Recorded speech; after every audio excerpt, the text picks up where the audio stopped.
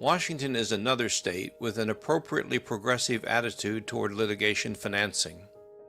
Although Washington courts have not ruled on the question of litigation financing in recent years, a decision from the 1970s demonstrates the economic dynamics of contemporary litigation financing are consistent with Washington law.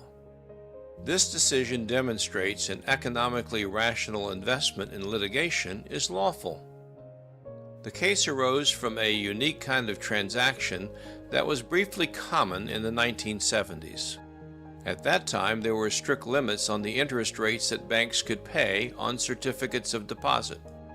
But a loophole permitted the banks to pay a bonus to a money broker who would place a deposit with the bank on behalf of a depositor. In these transactions, the money broker would pay a portion of the bonus to the depositor, thus effectively giving the depositor interest above the maximum allowable rate. Splitting the bonus was of doubtful legality, however. Thus, some brokers worked through their own intermediaries to mask the ultimate disposition of the money in the transaction. One of these transactions went wrong because of wrongdoing by a broker's intermediary, and the depositor sent out funds but never received a certificate of deposit from the bank. The broker reached an agreement with the depositors, promising to pay the depositors' legal fees if the depositor first tried to obtain recovery from the bank instead of from the broker.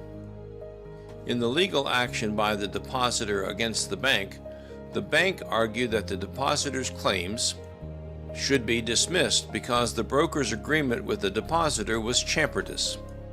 In Giambattista v. National Bank of Commerce of Seattle, the Washington Court of Appeals rejected this argument.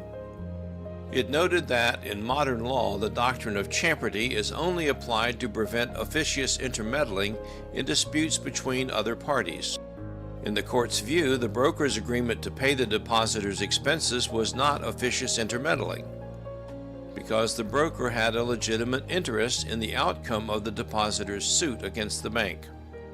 Although the agreement between the broker and depositor had some significant differences from current litigation financing agreements, the Giambattista decision established that it is not unlawful for one party to provide financial support for another party's litigation, as long as the funding party is not instigating the case and has its own independent interest in providing the funding.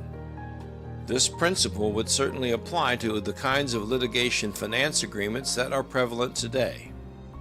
If you need help with litigation funding, call or email me today.